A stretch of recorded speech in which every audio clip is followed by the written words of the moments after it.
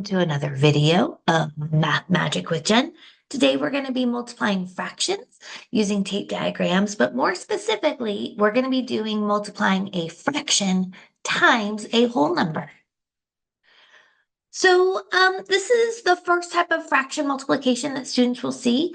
I do know that this is in fifth grade. I want to say it's before that as well, and maybe in fifth grade it's just review, but I'm not an expert on all things of where things land.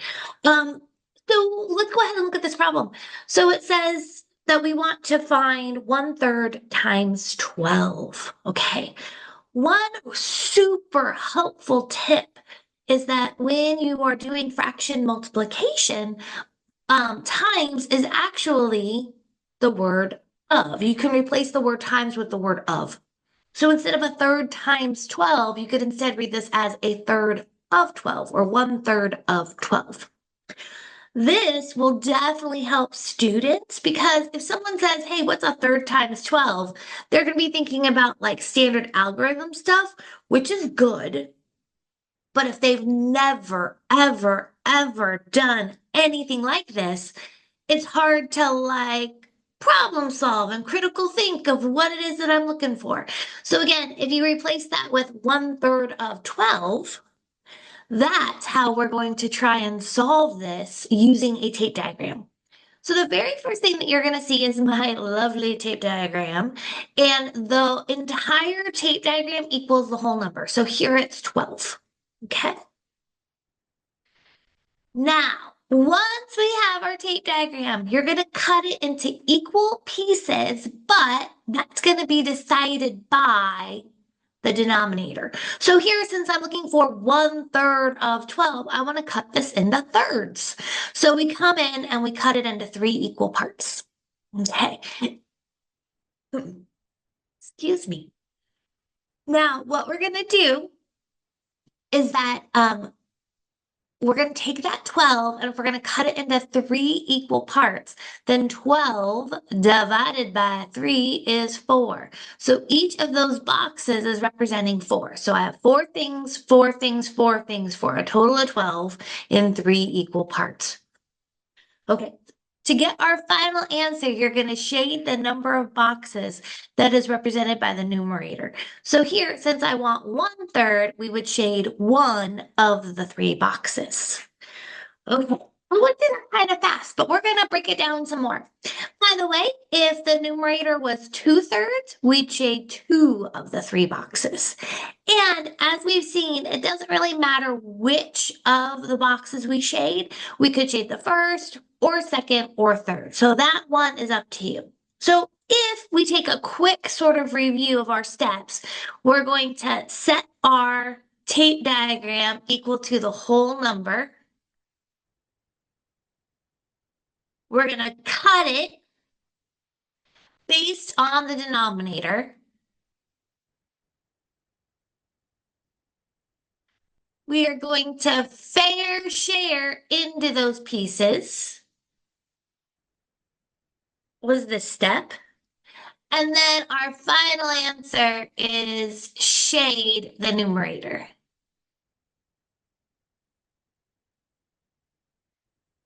Shade the numerator number of boxes or pieces. Okay, seems simple enough, right? Okay, we're gonna try a couple, see how it works. We'll even look at some word problems in just a second. Okay, so that's our process. Whew. Okay, so first thing we're gonna do, check out a problem. All right, so 1/5 times 15. Remember, this is asking for 1/5 of 15. Okay, so we're going to have our whole tape diagram is equal to 15. Okay. Sometimes students, parents will ask me, how big should I make that tape diagram? I mean, you can always err on a little too big. You don't want it too small because we don't know how many pieces we're going to cut it into unless we're thinking ahead. And this is that second step. Based on the denominator, that's how many pieces we need to cut this into. So 5 equal pieces. So 5 equal pieces. All right, let's do it. 1, 2, 3, 4, 5. Pretty close. Okay. Now, this is the step that always kind of gets me, or at least when I was first introduced to this method, is that STEM students want to jump to the last step of shading one box, but we have to fill in the boxes first. So this is that component of fair share. So we have to fair share 15 into 5 boxes. So that's saying that each of these boxes is representing the number 3, right? 5 threes total up to 15. All right. Now our final answer is shade the numerator. So we want to shade 1. So the numerator is how many we shade. Any of the 1 is fine. And that's our final answer. So what we just found out is that 1/5 times 15, or 1/5 of 15, is the same thing as the number 3. Okay. All right, we're going to try another one. Ready? Let's do it. Okay. 2 times 6, or 2/3 of 6. All right, so first step, we need a tape diagram. Whew, they're getting uglier every single time I draw it. I apologize. It's a little wonky. Okay, so here this whole thing's going to equal 6.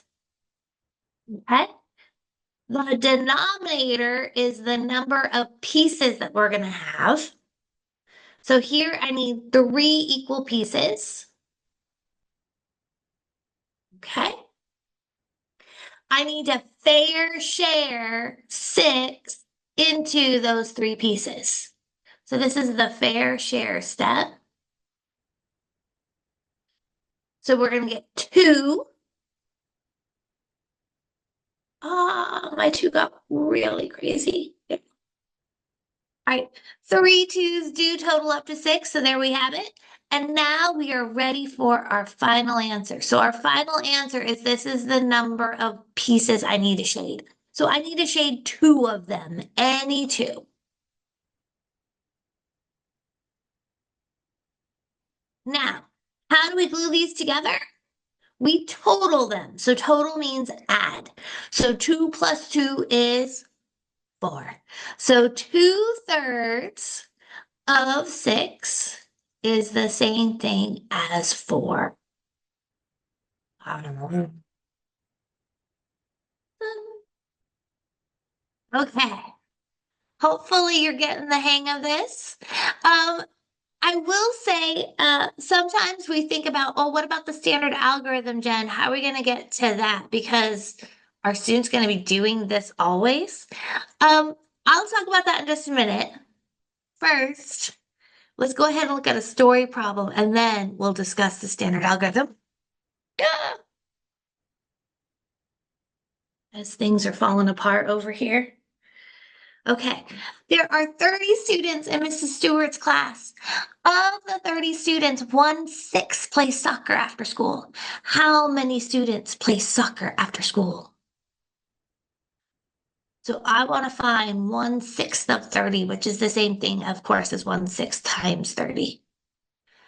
Okay, so what we're going to have here is our entire class is going to be represented of that 30. Okay. We're going to put it into 6 equal pieces.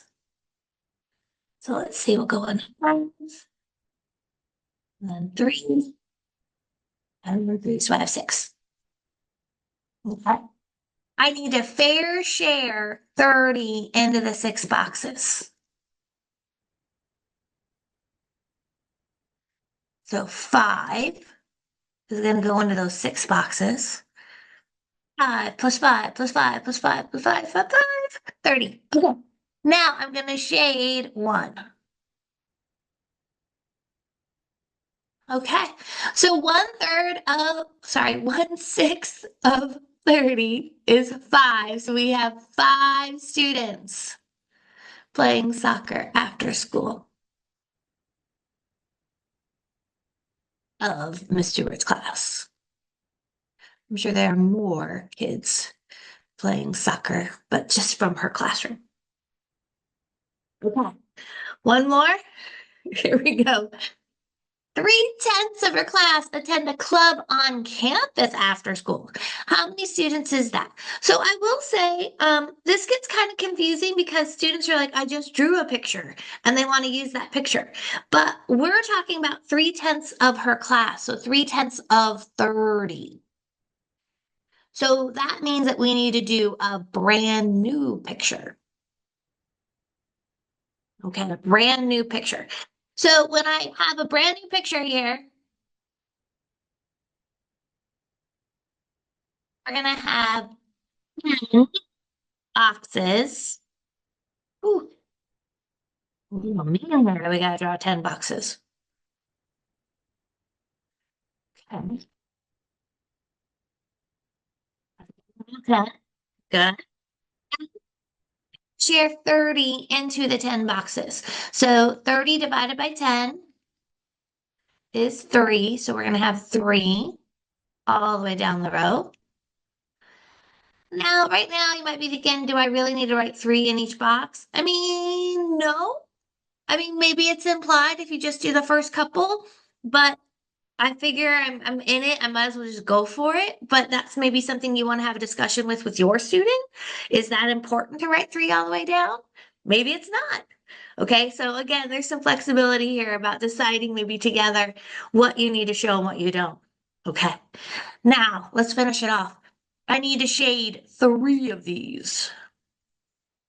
Okay, I keep going on the left, so I'm going to shade on the right because I'm a rebel. Okay. And we're going to total these guys up. So 3 plus 3 plus 3 is the same thing as 9.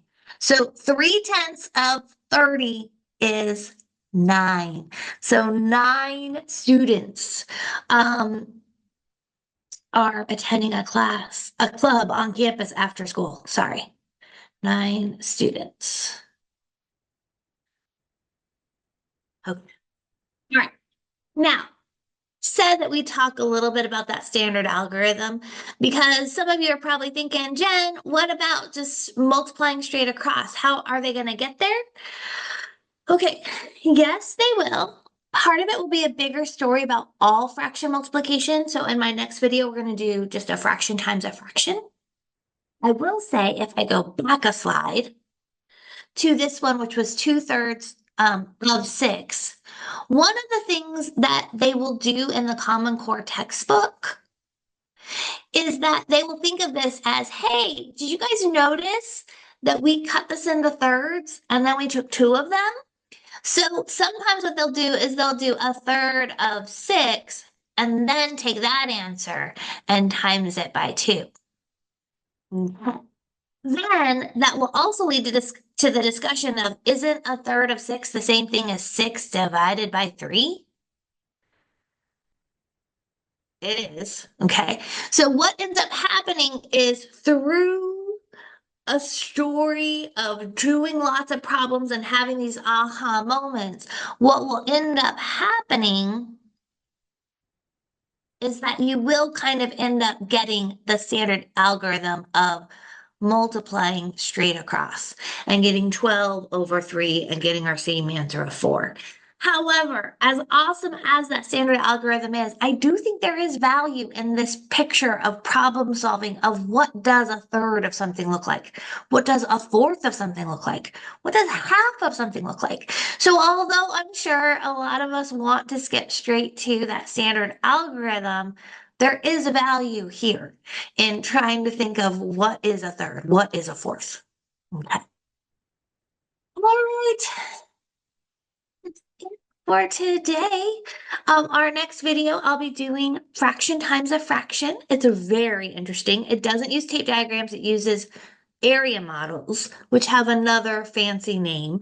But for that one, just check the next video. Until then, have a wonderful rest of your day. Keep practicing math, keep helping kids learn math, and stay positive, of course. Until next time, have a good day. Bye-bye.